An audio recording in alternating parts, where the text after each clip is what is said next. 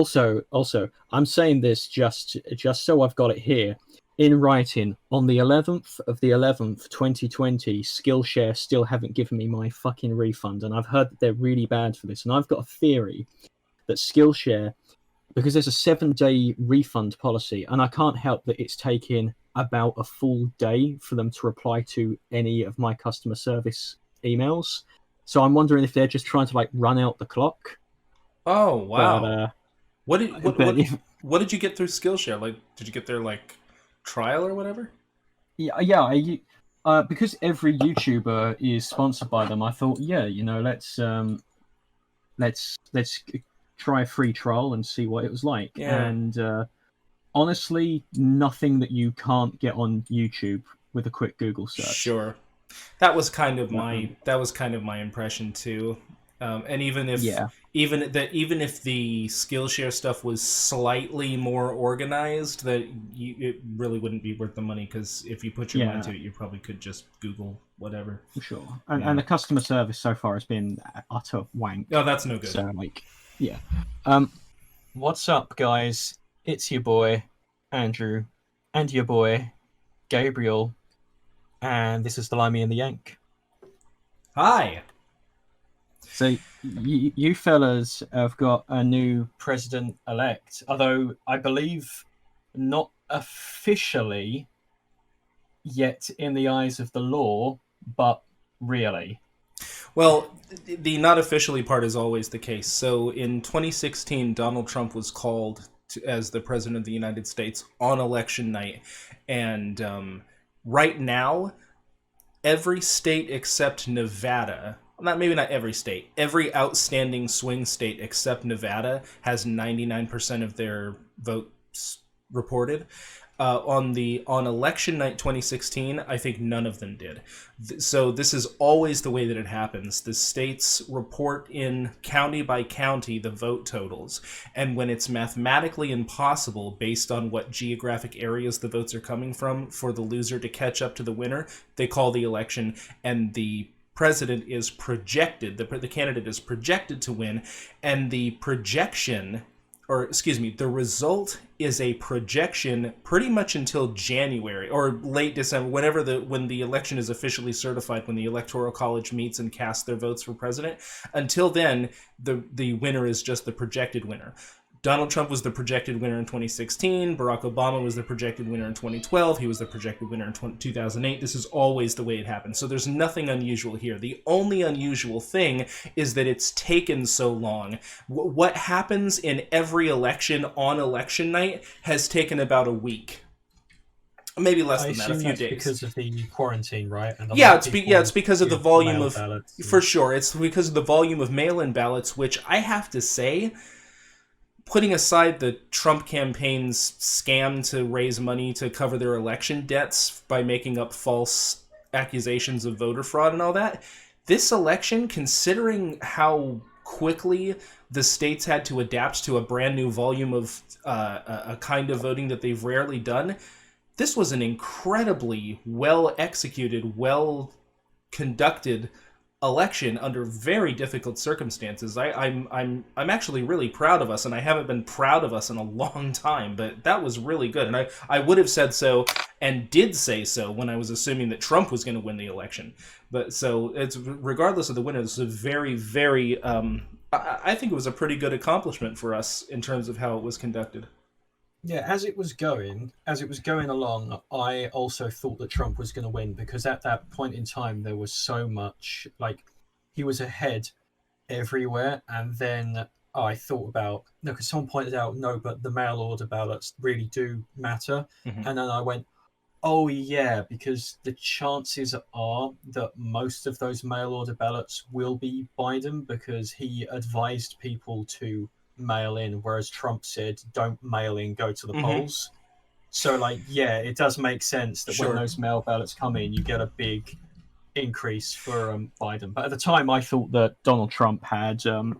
I thought he'd almost certainly won it because he looked like he had it looked like he had won Michigan at the time. Someone's Yeah. going to look back at this and go, "What the fuck are you talking about, Andrew?" But I am talking about my experience of literally watching it as it was happening, and Mm-hmm. at this point of time that it was happening, Michigan looked like it had gone red.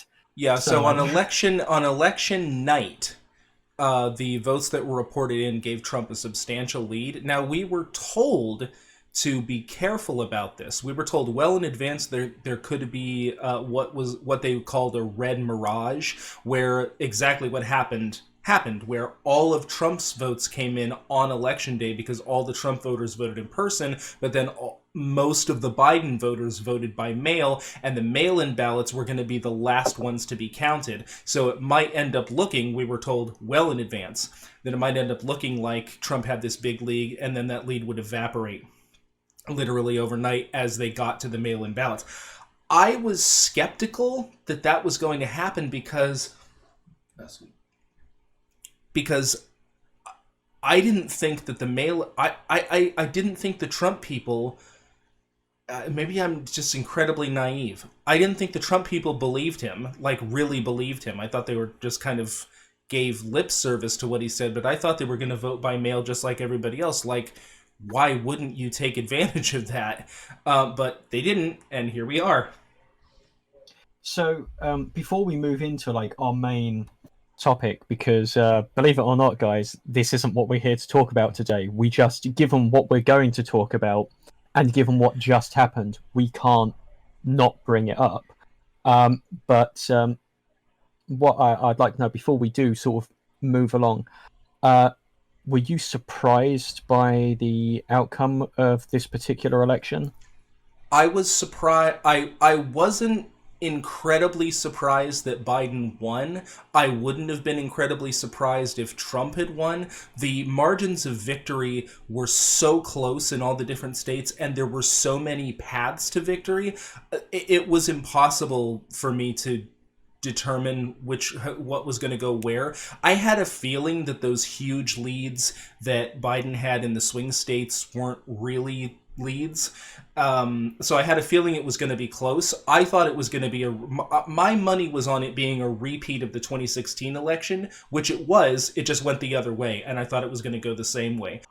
I think that what was really interesting is that, so something that no one really talks about with Donald Trump, because obviously they're interested in, his policies or his rhetoric, or the fact that he was the first president to never hold a political office, it's mind-boggling that is a thing that happened. Mm-hmm. But something no one talks about is the fact that Donald Trump is the oldest president in US history at inauguration.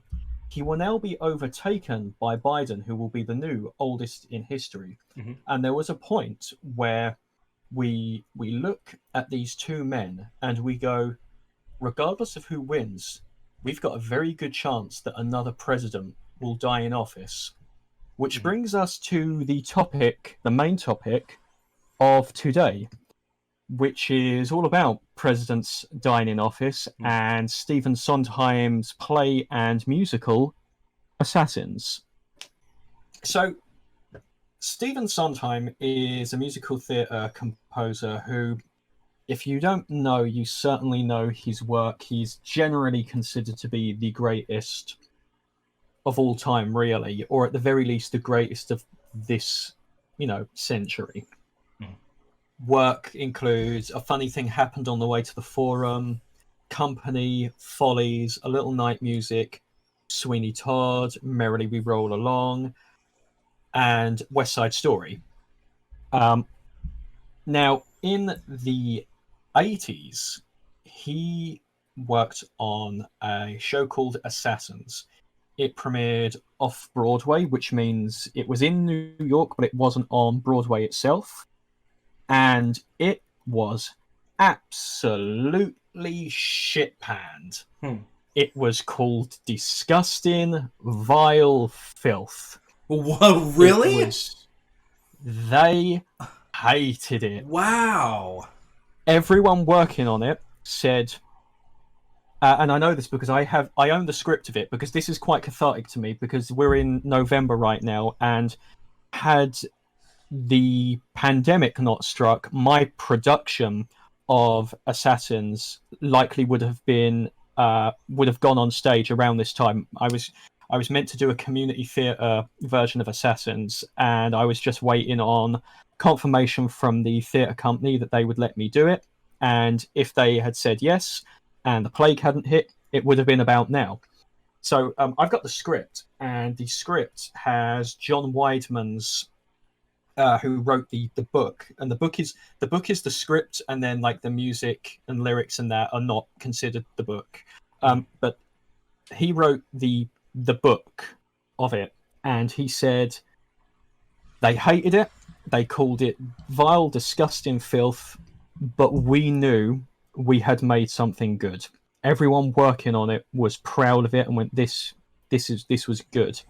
Now, in 2004, some 14 years after, it premiered on Broadway with Broadway legend Michael Cerveris, who is maybe the definitive Sweeney Todd, depending on who you ask.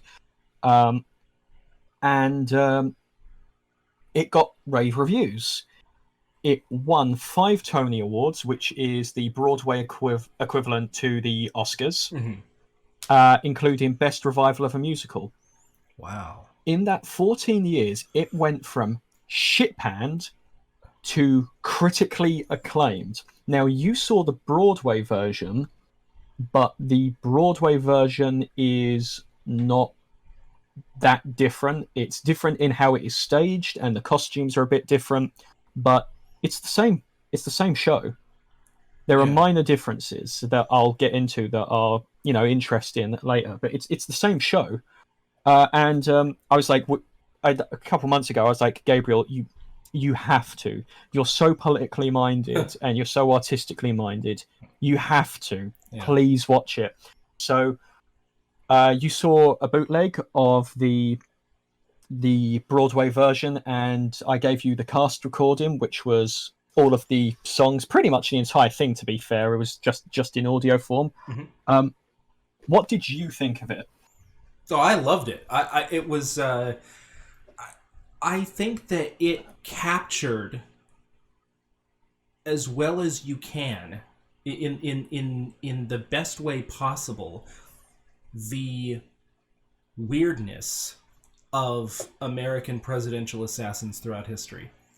I think that, so it was kind of like it was this dream world where all these presidential assassins are kind of present and talking to each other and talking about their experiences having been presidential assassins and what they were doing this for. And it could only take place in this weird dream world because the people, the American presidential assassins are bizarre. Almost none of them did what they did for political reasons. Almost all of them did what they did for these weird, whacked out, just insane reasons. And if you look at American politics, and not even just American politics, but American conspiracy theories, like the rise of the flat Earth and evolution denial, and I had somebody tell me that I know in my personal life that she doesn't think that dinosaurs ever existed because how would they know how to put the bones together, and they're just guessing, and that means that they didn't exist or something. I mean, we have this weird tendency to just devolve into batshit lunacy, and that is what drove most of the presidential assassins that have ever existed. And I think that the non-diegetic sort of quality of that play really encapsulated that. The fact that it was really oddly structured, it was really oddly kind of jumped around to different time periods, there was this weird narrator thing going on, I think exactly encapsulated the utter bizarre nature of our presidential assassins. To explain a little bit of that weird dreamlike state for people who haven't seen the show, which I'm imagining will probably be most people listening to this, because it's within musical theatre, this is like your niche thing, like a big movie fan like might not necessarily be into, say, like Phantom Thread, as we mentioned last week. I'm not saying Sure. that this is your like Phantom Thread, Yeah. but like it's within musical theatre. This is still a niche pick, Yeah. and musical theatre is a niche interest. So, how this show presents itself, we start off with a musical number, Everybody's Got the Right, and we have the proprietor who sells guns. And what you're seeing is essentially an old style American carnival, like step right up, everyone's a winner. Yeah. And in this carnival, regardless of what point in history they existed, the presidential assassins who were successful and the presidential assassins who were famous are here. They're not all here because, you know, like there are many, many attempts, assassinations that happen all the time, but these were the notable ones. And the song, Everybody's Got the Right to Be Happy, is about how these assassins feel like they have been disconnected from the American dream. You know, the white picket fence. Everybody's got the right to be happy. Don't be mad, life's not as bad as it seems. If you keep your goal in sight, you can climb to any height. Everybody's got the right to their dream. Everybody's got the right to be different. If you wanna be different, at times they go to extremes. go to extremes. Anybody can prevail. Everybody's free to fail. No one can be put in jail for their dreams. Freak a dream means that you've got the choice. It is immediately digging in at that, I guess, libertarian kind of like the sort of republicanism that you were talking about from the pre-compassionate republicanism era. That is probably again what is popular, and from there, setting the stage.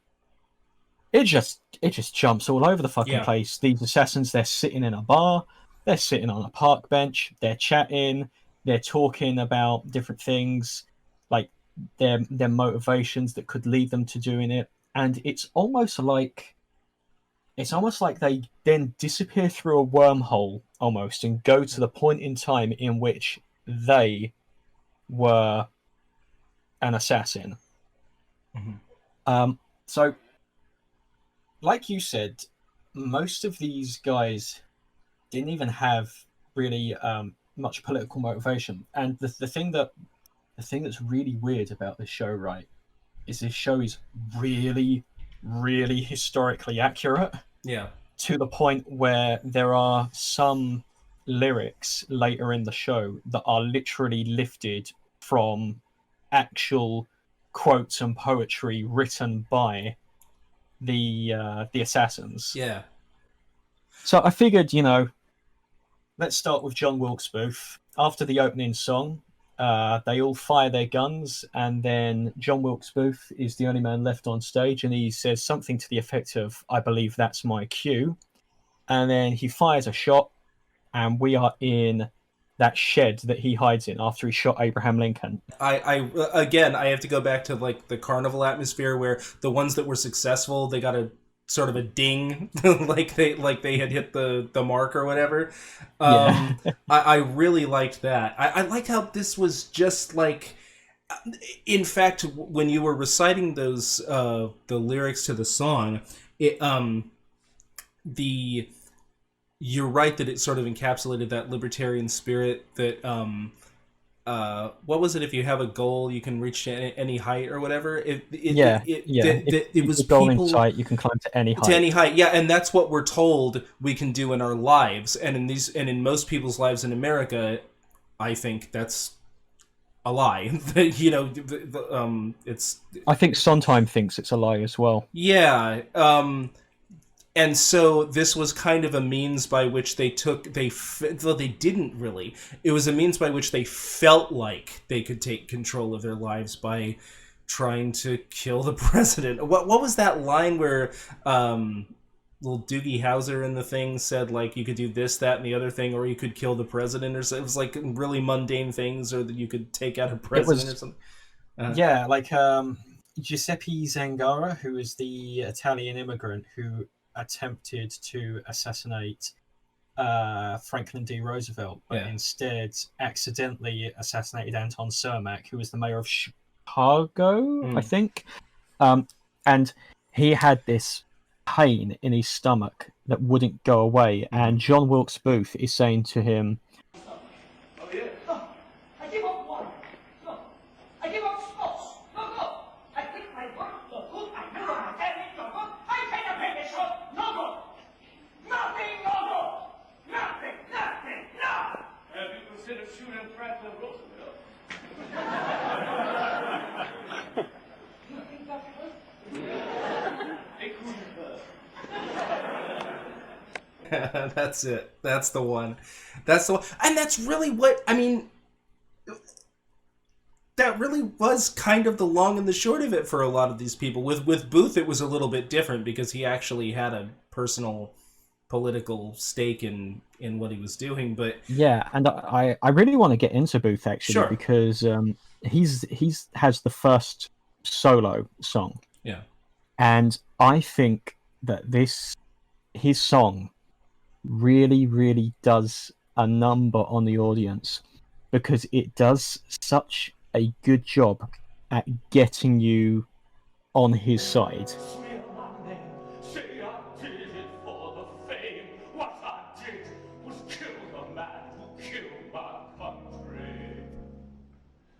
Now the South will mend. Now this bloody war can end. Because someone slew the tyrant, just as Brutus slew the tyrant. Said Daddy. Keep in mind that John Wilkes Booth in real life was in Caesar, the Shakespeare play of Julius Caesar. Is that right? And he played Mark Antony, and Wow. and which means he had that speech for Brutus is an honourable man, so are they all honourable men. And he really saw himself in Brutus, That's and that's really fascinating to interesting. me, because he would have had to have known that monologue. This is all really interesting to me because I have to be honest with you. I don't know hardly any of these people. I don't know anything about John Wilkes Booth. I don't know very much about that time period in American history other than the fact that we had a civil war and the president was assassinated. The only one of these people that I know well is Oswald. Everyone else was everyone else I was kind of Googling as it went. Like the guy who tried to hijack a plane and kill Nixon, I didn't even know that guy existed. And actually most people don't. And that was crazy. You know what's mental with that is Samuel Bick, who tried to do that. You know his first monologue where he is angrily shouting at Bernstein? I think Leonard Bernstein. I'm just going to double check. Hello, Mr. Bernstein? Lenny? How you doing? My name is Sam Bick. We've never met. You're a world-renowned composer and conductor who travels the world over, enjoying one success after another. And I'm an out-of-work dietitian, so I guess that's not surprising. But I hope you'll take a few minutes out of your busy schedule to listen to this tape, which you just opened in the mail. And if you can't listen to it now, maybe you can listen to it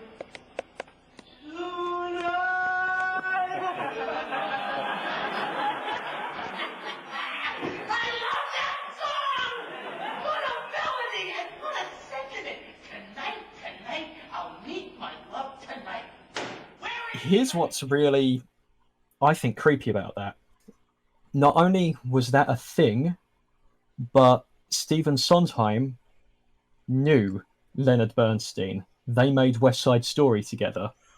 Wow. Leonard Bernstein was Stephen Sondheim's mentor and teacher. Like he guided Sondheim in the early stages of his career and gave him, a platform by which he could go on to become Stephen Sondheim. Yeah.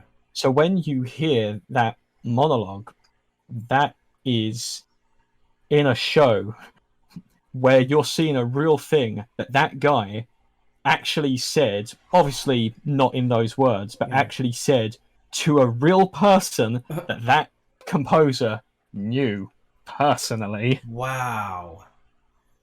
That's insane.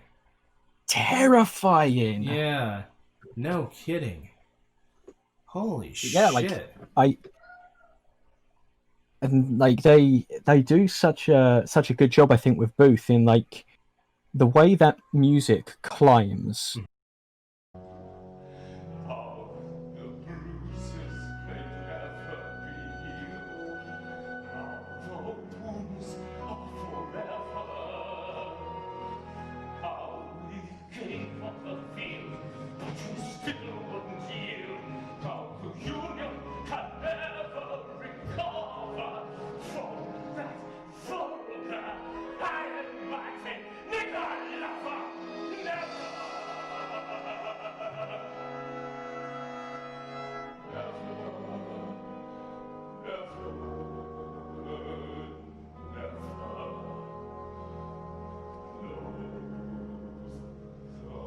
Country is not what it was.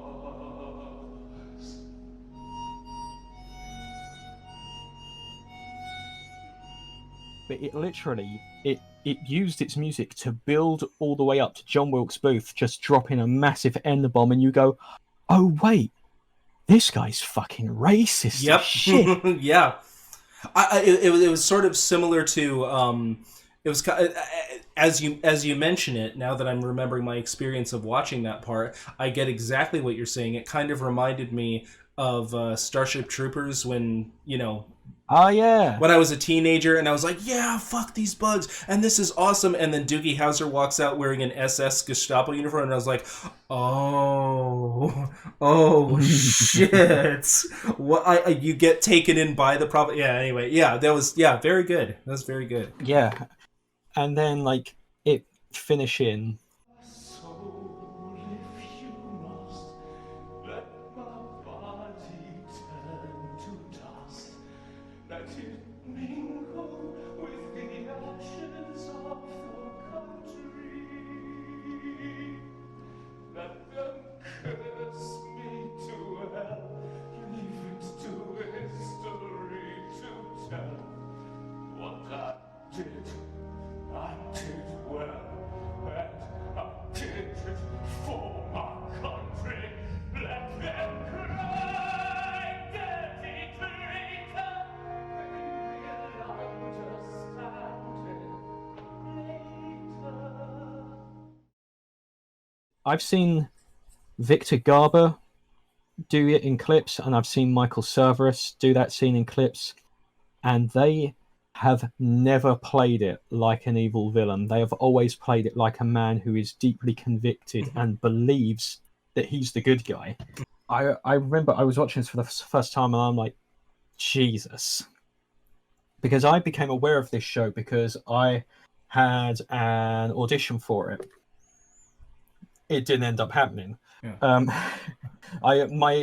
My acting history is marred by almost being involved with assassins twice. Oh man, I hope you get it one of these days. Well, I have that song. The thing that stands out to me so much about that song and his part of the play is what a contrast he is to almost all of the other idiots. Literally. All of them except Kolgosh. Yeah. Leon Kolgosh, the big Polish man. He is the only other one with a political leaning. Yeah. Everybody else is just an idiot who I really hate to say this, but I'm saying it about presidential assassins, so maybe it's okay. they're just losers. They're just a bunch of losers Yeah. who couldn't get their shit together, and blamed not the president as like in reality, but the idea of what the system was supposed to do for them and how the system failed. It was really just a reaction to the fact that they couldn't get their own shit together in their lives. It's almost tragic until you think that their decision was to try and take someone else's life. Yeah. Especially I mean- Gerald Ford. Who the hell would want to assassinate Gerald Ford? Yeah, Gerald Ford, about that, because he had not one, but two women who both tried to assassinate Yeah. him. And even though in real life they were two separate attempts, one of the few creative liberties in terms of the actual assassination attempts that the show makes is that they put Squeaky Fromm, who was associated with the Manson family, and Sarah Jane Moore together, and that they tried to assassinate him together because the two women both tried to go with the same president, and it makes sense. Why Gerald Ford? Why? He was a lame duck from the... Okay, he What did he do? What did he do? He didn't do anything. He just happened... I'm telling you, he just happened to be in that office that they were blaming all of their problems on, or something, or trying to be famous, or whatever it is. Gerald Ford was not elected vice president. He was appointed by Congress because Spiro Agnew had to drop out as vice president. So he wasn't elected vice president, didn't really seek the office. He was just kind of appointed to it.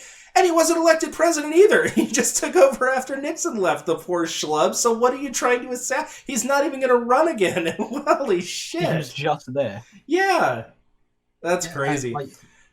The thing that I love is how they tie the assassination attempt on him with the assassination attempt with Reagan, because Sondheim and Weidman were geniuses, and they looked at the assassins I say assassins as though they succeeded, they didn't, but they looked at John Hinckley, who attempted to kill Reagan, and Squeaky Fromm, who attempted to kill Gerald Ford, and they realized they're both motivated by a sick love and obsession of someone completely unrelated to the president. Mm-hmm. Obviously, John Hinckley was obsessed with who it was? Jodie Foster. Jodie Foster. I was going to say yeah. Susan Sarandon. Jodie Foster. Yeah. Yeah, Jodie Foster, and of course Squeaky was obsessed with Marilyn Manson, Charles Manson. Yeah. And so they have this Beatles-esque pop rock ballad together. I would come take you from your life. I would come take you from your life. You would be queen to me, not wife. I would come now. Baby, I'd die for you. I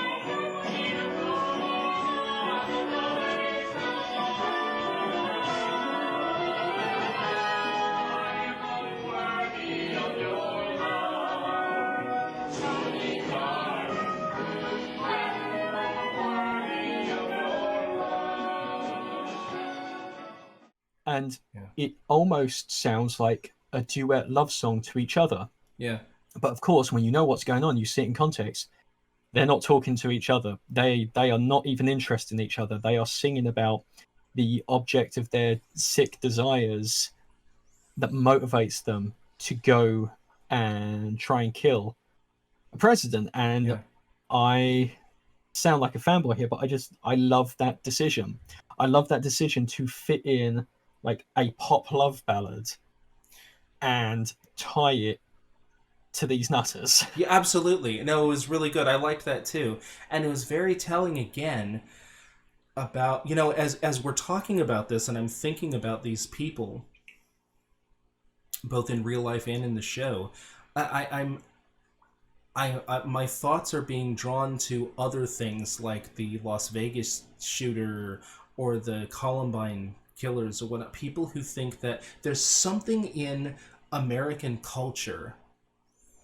I'm assuming this is limited to American culture. I don't hear a lot about people in your country like trying to assassinate the prime minister or anything like that. This seems to be kind of a American thing. I'm sure attempts have been made, but I've never heard about it at Yeah. least. Yeah, it seems like and you guys don't have all the mass shootings and big high profile like massacres or anything that we do. And as I think Okay, I just checked. In all of British history, we have had one prime minister assassinated. John Bellingham. He assassinated Prime Minister Spencer Perceval in 1812. Spence wow. Spencer Perceval. So we've had one prime minister assassinated in our entire history, and it was a good 50 years before Abraham Lincoln was assassinated. Wow. I just want to say Spencer Percival is the most British name I think I've ever heard in my whole life. I felt like it was a parody as I read it, I must admit. Hello, I'm Spencer Percival. That wasn't very good. Yeah, good. Yeah, Spencer Percival. And he definitely spoke like this. Yes. No, Yeah. so and your guys' lack of big like high profile massacres and stuff, like we can hardly go a year, we can hardly go a few months without having them. It's just Dunblane for the UK, really. It's Yeah. Dunblane and the Hungerford Massacre are the only ones. You know, the Hungerford Massacre is it's a slight tangent from Assassins, but the Hungerford Massacre was a big deal at the time. I think the Hungerford Massacre is probably why we don't tend to have guns anymore. I know that it's in '87. This guy went mental. He opened fired on a load of people. He shot 16 people. And I know for a fact that after the Hungerford Massacre, my dad actually gave up his own guns. Oh wow. Because he had guns that he'd inherited from his dad, because back in 1940s Britain, if you had rats in your garden and they were eating the vegetables that you were growing in your back garden, because that's what East Londoners did, yeah, you just shot them. Mm-hmm. So my dad had guns, and after the Hungerford Massacre, he gave them in. Yeah, that's really interesting. It seems to me, well, to tie this into Assassins, the reason I'm thinking about this is that I think that there's this weird thing there's this weird despair, I think, in the American culture when it comes to the average person. This weird despair, this weird black hole that we all seem to stare into, where no matter what we do, we can't get ahead. No matter what we do, barring people who were born with trust funds or whatever with that, like no matter what we do, we can't get ahead. We work our asses off and we don't get ahead. We never seem to, none of this stuff that's promised us seems to materialize. And so the only way, and we have these dreams like we're going to win the lottery, or we're gonna have a class action lawsuit and we're gonna run into a lot of money, or our dreams for our future. When we think practically, it's a dead end. You just do the best you can and you're probably not going to get much. But when we dream of a better future, it's always these big unlikely events, and it's not even like start your own business sort of thing, like start up your own shop or something like that. It's something that is ironically not in your hands. It's not in your hands if you win the lottery. Correct. I mean, it technically is, in that if you buy a ticket and you win, then it's because you bought that ticket. Yeah, but you don't control whether you win the lottery. You can control whether or not you kill people and get famous and get your message out there or whatever, and you go out in this big blaze of glory because there's nothing left for you anyway. And that's a very frighteningly rare but somewhat common. It's rare that people act on it to that degree. Not as rare as it is in other first world countries, I have to say, but it's not rare that people feel that way, and that's really bad. That's really bad, and I think that this play kind of, in a lot of ways, encapsulated that.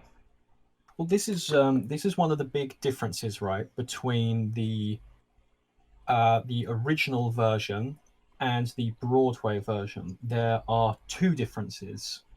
in my opinion. There are maybe little subtle things, but there are two differences that I think mean that you get a different experience watching it. Which is that in the version you saw, the balladeer, who is the narrator, who sings about the assassins who were successful, at the very end of the play, it is revealed that he killed JFK. And what I think they're getting by that reveal that ultimately the balladeer was Lee Harvey Oswald was this idea that in theory, these ideas are something that anyone could latch themselves onto. Like, it's not hard to headcanon the balladeer as someone who is learning about all of these assassins and being influenced to also go down that path. Yeah. And the other difference is that a new song was added for the Broadway version that is not in the original version, called Something Just Broke, which is when the ensemble, who, if you don't know theatre terms, audience, your principals are the people who play characters with names. And then your ensemble, they play everyone else. So, like, if you were doing an ensemble in Assassins, you might play a postman, or you might play this, but you'll have lots of small characters that will have lines throughout the show. And in this song, the ensemble come out and they sing the song Something Just Broke, which is about the national trauma felt by the people of a country when they hear that the most powerful man in their country has been shot dead, like anyone else can be. And that was added in because one of the reasons that they used to say that the original Assassins were sick and vile is because theatre critics misinterpreted this as an appraisal, a celebration of assassins and of violence rather than the criticism it actually is. And while I think Something Just Broke is a good song, I also think it's a bit of a shame that Sondheim had to literally add a song into his finished show in order to make people realize that he's being critical. Yeah. Because I thought it was abundantly clear before that. Sure. And unfortunately, no. Well, I know in movies, the people who make the studios that put out movies don't have any faith that the audience has a IQ above room temperature, and it seems like in the theater they didn't really either. But yeah, that is a shame. I actually kind of resent the fact that they had to put in. It's weird. It's weird. But like one of the things that I thought was really underappreciated is so when Leon Kolgosh assassinated President William McKinley, that song is all about you can make your way to the front of the line, and it is again like if you work hard, Sonny Jim, you can be this great guy, and you can have everything you want. You can make your way to the front of the line. All the while, Leon Kolgosh is getting closer and closer to the front of the line to shake hands with William McKinley. Yeah. Because William McKinley had this thing where like Americans could come and they formed a line and they shook his hands and he wished him a good day.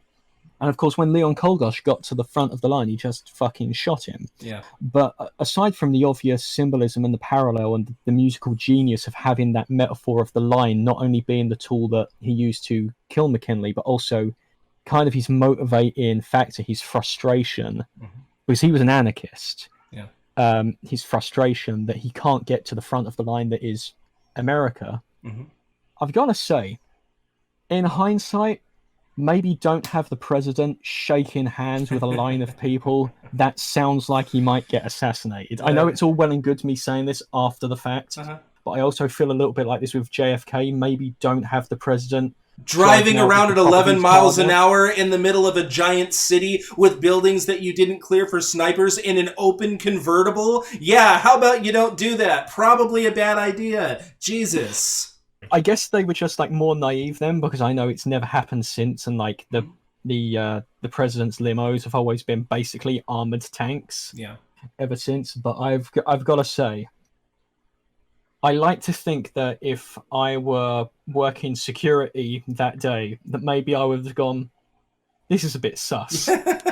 This, like, I don't think that's you one of need the to big. be. No, you're right. That's one of the big reasons why the conspiracy theory still persists. Is that it was such a bad call to have him. I mean, as slow as they were driving, a reasonable person might think that that was part of a plan. I used to think that it was part of a plan because it was so badly. It was such a bad idea to do it that way. I mean, you were just asking for him to get shot. Yeah, bad call. Yeah, I mean, it's not like there hadn't been attempts on presidents' lives before. You're like, like obviously the man's dead, and I'm sure everyone that was responsible for it would kick themselves for the rest of their life over the fact that their silly decisions got a president shot. Mm-hmm. But that's weird. It is weird. Well, how do you feel about the that particular assassination? Do you think it was Oswald alone, or do you think that there was a conspiracy? So I am not that knowledgeable on the JFK conspiracy, which is weird because I'm quite into conspiracy theories because being a wannabe filmmaker, conspiracy theories are this great source of creative inspiration. They're good narratives, And yeah.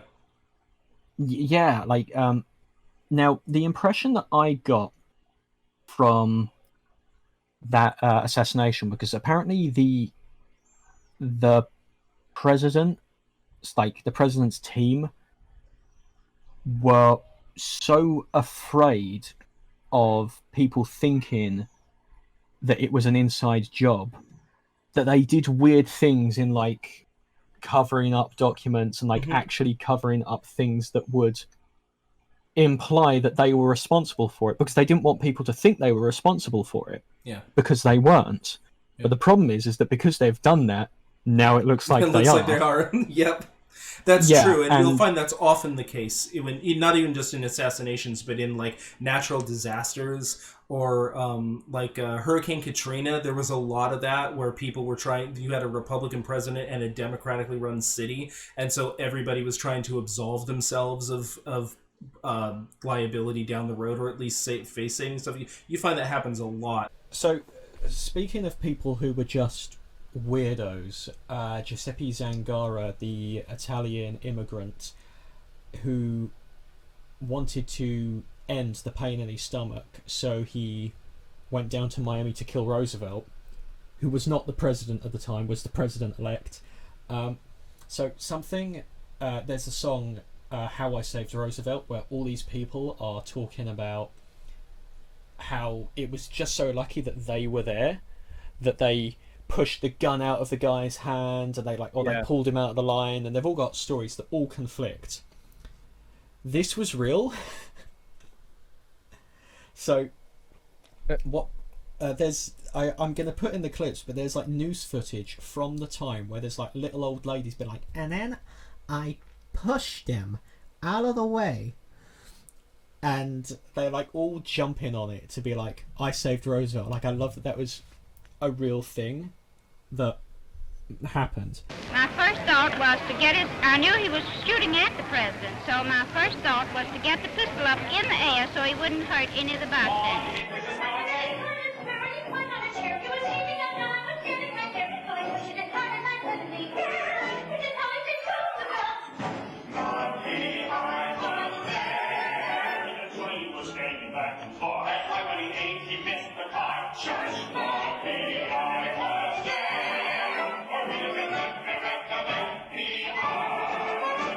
But obviously I'm not going to spoil any more of Assassins, because I really think anyone listening to this should listen to it. But I just wondered, what are your general closing thoughts on Assassins now that you have seen it?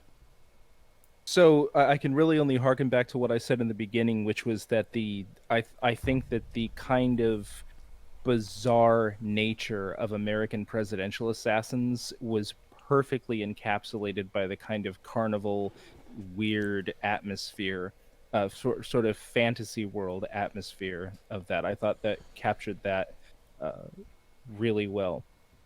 I was surprised to hear about some of these assassination attempts that I hadn't heard of before. Particularly the guy who tried to hijack a plane to kill Nixon was really bizarre. So in a sense, I learned a lot. And I just thought it was great. I thought it was a dream world. It was a whole full dream world, and we rarely see that done quite that way. So yeah, 10 out of 10. How is it for you? Like, as like, are you particularly into musicals? Not really. But I kind of not really. But in this particular show, that complemented everything nicely, because I think that a musical, the sort of non-diegetic nature of people singing songs to each other as a form of communication really lends itself well to theater. And since this was a play, I thought that was appropriate. It's something that even if you didn't like musicals, I think you could get into this. So to close, I've got one last question for you, basically, because the audition that I initially was meant to have for Assassins, they stressed that the play was not a musical, but it was a play with music. Now, obviously, as I mentioned before, I was supposed to direct a production of this, and I fundamentally disagree. Yeah. Where do you stand? Would you describe it as a play with music, or did it feel like a musical to you? Like, you as someone who is not a big theatre goer and is not especially into musicals, like, where would you have come down on? Because ultimately, like, you're the audience here. No, of course it was a musical. I don't understand how anybody could say that it wasn't a musical. It certainly wasn't a play with music. It was a musical in the sense that there were people doing song and dance numbers. Like, I don't know what other criteria somebody could have for whether or not something's a musical. Like, no, that's I don't know how much more I can even expand on that. Of course it's a musical. What do they mean? You know what? I have no idea to this day. I thought that maybe it was because there was maybe more dialogue and more monologuing than there might be in another musical. But then I thought about it, I was like, there's not? Yeah. Yeah, no, there's not. It's a musical. Well, with that, we shall leave it. It's a goodbye from me. Take care, guys. Bully.